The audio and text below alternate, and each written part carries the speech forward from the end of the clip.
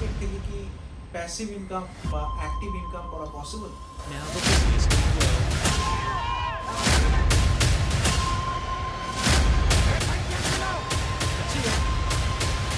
কিন্তু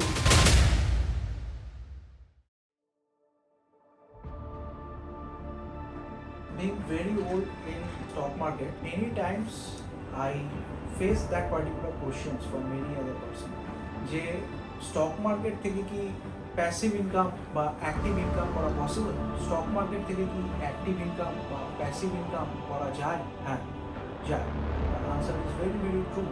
কিন্তু ন্যাচারালি এই 140 কোটির দেশে যদি আমরা কিছু আর্ন করতে যাই তাহলে কিন্তু আমাদের যথেষ্ট এডুকেশন, যথেষ্ট নলেজ আর যথেষ্ট স্কিল লাগবে। বিকজ আমাদেরকে অনেকের সাথে কম্পিট করতে হবে। তো অনেকের সাথে কম্পিট করে যদি আমরা আমাদের স্কিলকে ডেভেলপ করি, আমাদের নলেজকে ডেভেলপ করি, আমাদের এডুকেশনকে ডেভেলপ করি, তাহলে everything can possible as same as like stock market. এবার আসি, স্টক মার্কেট থেকে প্যাসিভ ইনকাম অথবা অ্যাক্টিভ ইনকাম জেনারেট করা যায় সেটাও যেমন সত্যি, এটা জানার পূর্বে আমাদেরকে আগে জানতে হবে সোর্স অফ ইনকাম রকমের হয় বা সোর্স অফ ইনকামকে আমি স্টক মার্কেটের সঙ্গে কিভাবে লিঙ্ক আপ করি। Source of income basically are two categories, one is passive income, one is active income. তো ফার্স্টে আমরা অ্যাক্টিভ ইনকাম আর প্যাসিভ ইনকাম কিরকম হয় সেটাকে একটু দেখে নিই। অ্যাক্টিভ ইনকাম, অ্যাক্টিভ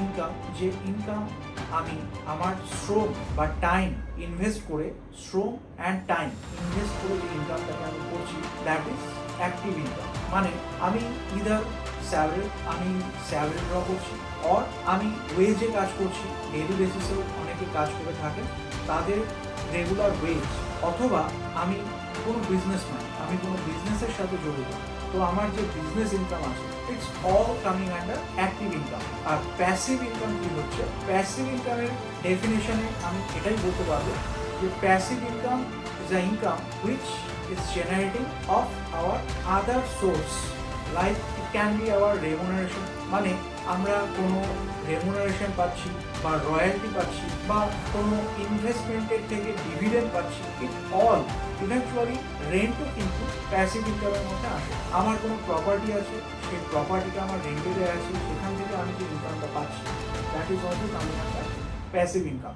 এবার আমি যদি আরেকটু ডিপলি যাই, তাহলে প্যাসিভ ইনকাম আর অ্যাক্টিভ ইনকাম এই দুটো ইনকামের মধ্যেও অনেকগুলো ভাগ আছে। যেমন মোটামুটি বলা যেতে পারে 7খানা ভাগ আছে অ্যাক্টিভ আর প্যাসিভ ইনকাম মিলিয়ে। আমি যদি একটু ক্লাসিফিকেশন করি তাহলে আমি বলবো যে আর্নড মিনস আমি যেটা আর্ন করছি, it can be from our business income or our salary or our wedge.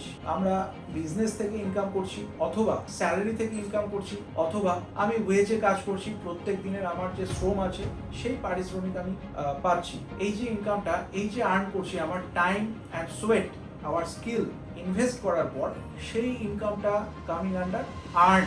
Then profit is also a source of income. Profit কোথায় হবে?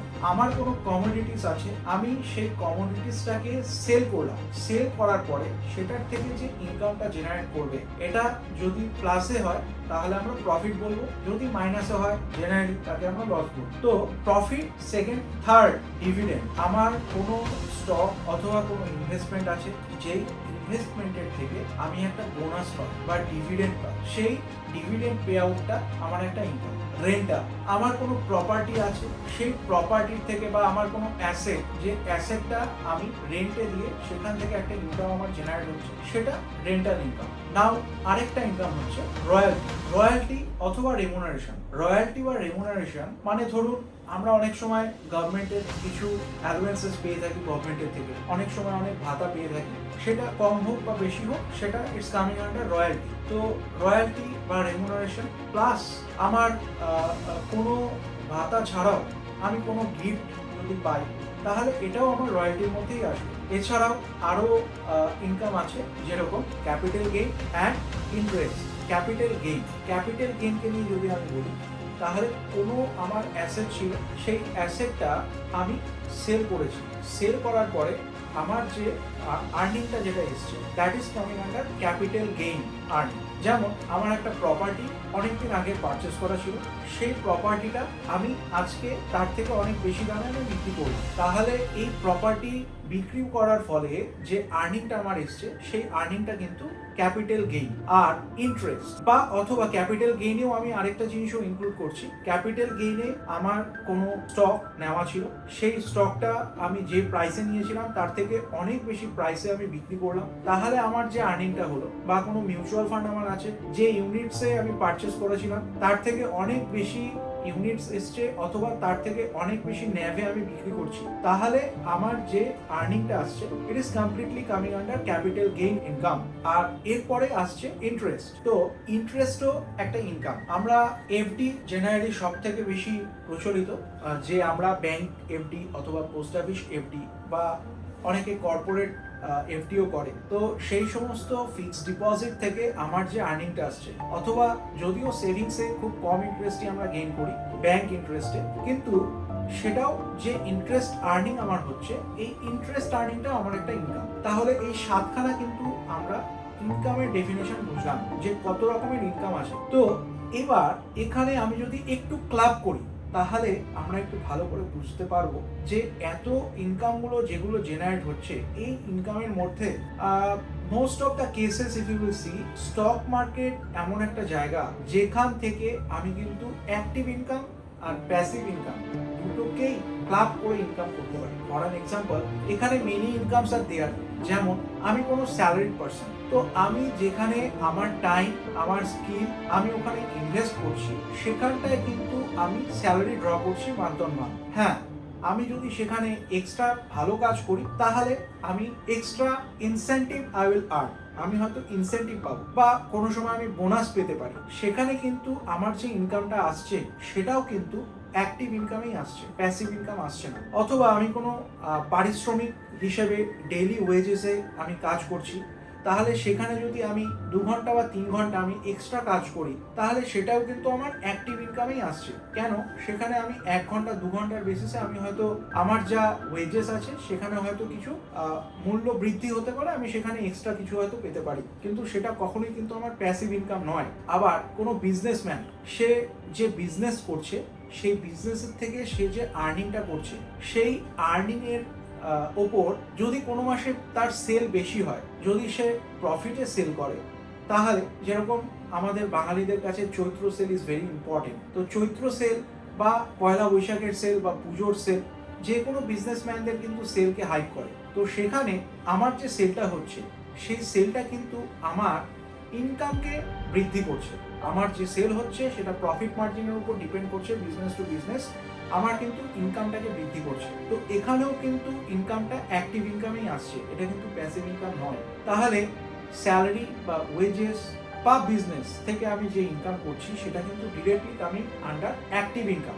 এবার যদি আমরা প্যাসিভ ইনকামকে যদি কেন্দ্র করে বলি, তাহলে ডিভিডেন্ড বা ইন্টারেস্ট ইনকাম আমাদের প্যাসিভ ইনকামে আসছে, অর রেমুনারেশন আমাদের প্যাসিভ ইনকামে আসছে, অথবা আমার ক্যাপিটাল গেইন যদি হয় তাহলে সেটা প্যাসিভ ইনকামে আসছে। তাহলে আমার কোনো এফডি আছে, সেই এফডি যদি ইন্টারেস্ট বেড়ে যায়, সাপোজ আমার আজকে যে রেট অফ ইন্টারেস্টে ব্যাংকের ফিক্সড ডিপোজিট ছিল, এখন আমার ফিক্সড ডিপোজিটটা ম্যাচিওর করার পর যখন আমি আবার ফার্দার রিইনভেস্ট করছি, তখন যদি রেট অফ ইন্টারেস্ট বেড়ে যায়, আমি তাহলে সেই বর্ধিত রেট অফ ইন্টারেস্টে যদি আমি আবার ইনভেস্ট করি, তাহলে আমি পরবর্তীতে গিয়ে ম্যাচিওর হলে যে রেট অফ ইন্টারেস্টটা আর্ন করব সেটা কিন্তু কমপ্লিটলি আমার প্যাসিভ ইনকামে আসবে। আমি যে বর্ধিত ইন্টারেস্টটা আর্ন করছি সেটা কিন্তু বর্ধিত ইন্টারেস্টই থাকবে, সেটা কিন্তু অ্যাক্টিভ ইনকামে আসবে না, সেটা কিন্তু প্যাসিভ ইনকামই থাকবে।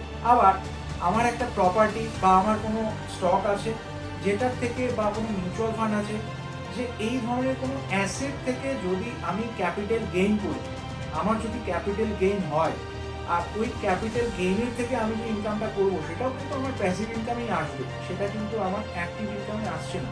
এবার রেমুনারেশন যদি বা রয়্যালটিও যদি আমি এক্সট্রা পাই, তাও সেটা আমার প্যাসিভ ইনকামেই আসবে, কারণ কি অ্যাক্টিভ ইনকাম তো আমার অন্য, অথবা আমার কোনো অ্যাক্টিভ ইনকাম নেই, আমি প্যাসিভ ইনকাম থেকেই আর্ন করছি। তাহলে there are two different type of incomes, আমি কিন্তু ইনকামকে ক্লাব করবো না, কিন্তু আপনি এই ইনকামকে স্টক মার্কেটের মাধ্যমে ক্লাব করতে পারবেন। Know how? স্টক মার্কেটে দুভাবে ইনকাম করা যায়। কিভাবে ইনকাম করা যায়? Active income and passive income. আমি স্টক মার্কেটকে অ্যাক্টিভ ইনকাম অ্যান্ড প্যাসিভ ইনকামে কিভাবে রাখবো? Active income for those person যারা রেগুলার ট্রেড করে বা ট্রেডার। তারা যারা ট্রেড করে তাদের যথেষ্ট স্কিলের মাধ্যমে, নলেজের মাধ্যমে, এডুকেশনের মাধ্যমে এবং প্র্যাকটিসের মাধ্যমে যারা ট্রেড করে প্রতিনিয়ত, তারা সেই ট্রেডের থেকে যে ইনকামটা আর্ন করছে স্টক মার্কেটের থেকে, সেটা তাদের অ্যাক্টিভ ইনকাম। আর প্যাসিভ ইনকাম কোথায় স্টক মার্কেটে?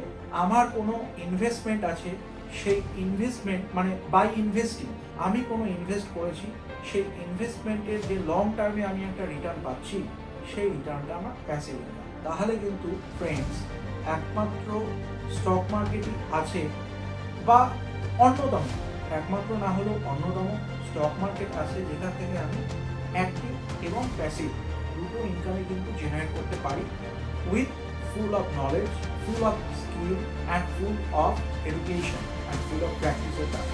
এবার স্টক মার্কেট থেকে আমি অ্যাক্টিভ ইনকাম বা প্যাসিভ ইনকাম কীভাবে করব, সেগুলো আমি অবশ্যই আরও ভিডিও আনার চেষ্টা করব, যেখানটার থেকে আপনাদের নলেজ আপনারা বাড়াতে পারবেন। আমার যতটুকু নলেজ আছে সেই নলেজের পরিপ্রেক্ষিতে আমি যতটুকু পারবো আপনাদেরকে গাইডেন্স দেওয়ার চেষ্টা করব, যেখানে আপনারা এই নলেজটা নিয়ে হয়তোবা স্টক মার্কেটে একটা সুন্দর ইনভেস্টার হিসেবে অথবা সুন্দর ট্রেডার হিসেবে এগিয়ে আসতে পারবেন। আমাদের স্টক মার্কেটে, আমাদের কান্ট্রিতে আমরা যদি না এগিয়ে আসি, তাহলে কিন্তু আমাদের এই যে আমরা মাঝে মাঝে শুনি DII, FII means for foreign institutional investor and DII domestic institutional investor, মানে যে সমস্ত ইনস্টিটিউশনগুলো আছে আমাদের এখানে, ইনস্টিটিউশনগুলো যেগুলো এনএসি বা বিএসসিতে লিস্টেড আছে, যাদের স্টক আমরা দেখতে পাই, সেই সমস্ত ইনস্টিটিউশনদের accumulating of all institutions DII domestic institutional investor. তাহলে এই ডোমেস্টিক ইনস্টিটিউশনাল ইনভেস্টার হিসেবে আমরা রিটেলার ইনভেস্টার হিসেবে আমরা আসুন সবাই মিলে স্টক মার্কেটে ইনভেস্ট করি বা শিখে ট্রেড করি, এডুকেশন নিয়ে ট্রেড করি with all guidance of security and exchange board of India. আমি আগামীতে আপনাদের জন্য আরও চেষ্টা করব আরও স্কিলফুল ভিডিও আনার, যেগুলো আপনাদেরকে আরও নলেজ শেয়ার করবে, আরও আপনাদের স্টক মার্কেটে কাজ করার জন্য আপনাদের আশা করছি অনেক সুবিধা করবে। Thank you so much.